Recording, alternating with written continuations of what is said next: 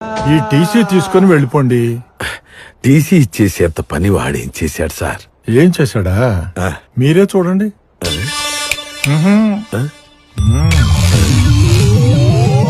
రే బుజ్జి, class room లో ఏం చేస్తున్నావురా? హోంవర్క్ చేస్తున్నానన్నా. హోంవర్క్ ఇంట్లో చేసుకోవాలి, స్కూల్లో ఆడుకోవాలరా. మన ఇద్దరం ఒక ఆట ఆడదామా? ఏ మాట? ఏం లేదురా, నీ కళ్ళకి గంతలు కట్టి ఒక చోటకు తీసుకెళ్తా. అక్కడ నువ్వు సుస్సుపోయాలి. మళ్ళీ నేను ఇక్కడికి తీసుకొచ్చి నీ కళ్ళకున్న గంతలు తీసేస్తా. నువ్వు సుస్సు ఎక్కడ పోసా కనుక్కోవాలి. ఓకేనా? సరే. రే బుజ్జి, నేను 1 2 3 స్టార్ట్ అనగానే ఏం మాట్లాడకుండా సైలెంట్ గా జిప్ ఓపెన్ చేసి సుస్సు పోసేయాలి. ఓకేనా? ఓకే అన్నా. స్టార్ట్. పోయండ్రా.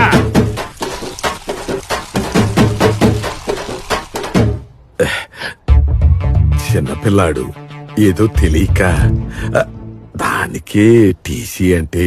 మీరింక టెర్రాస్ మీదే ఉండిపోయారా? కిందకొచ్చి సెకండ్ ఫ్లోర్ లో చూడండి.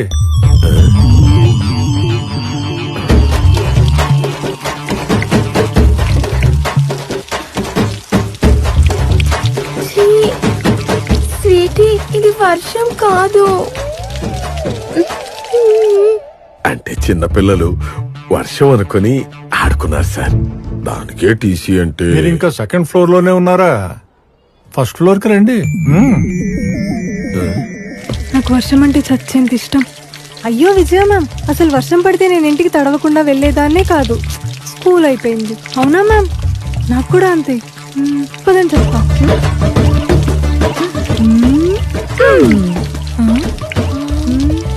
సునీత మ్యామ్, ఇవసలు వర్షం నీళ్ళే కాదు. విజయ మ్యామ్, ఇవసలు నీళ్ళే కాదు. చిన్నపిల్లలు తెలియక ఆడుకున్నారు, టీచర్లు ఆడుకోవడం ఏంటండి? ఆడుకున్నారే అనుకోండి, చిన్నపిల్లలాగా చేతులు బయట పెట్టి ఆడుకోవచ్చు కదా. అలా మొహాల మీద కొట్టుకోవటం ఏంటండి? ఆహా, అంటే నేను చెప్పేది ఇంత చిన్న విషయానికి టీసీ ఎందుకండి అని.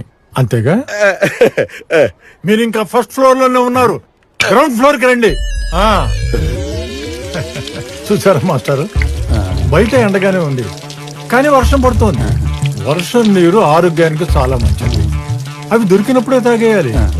కింద పడింది అనుకోండి పొల్యూట్ అయిపోతాయి.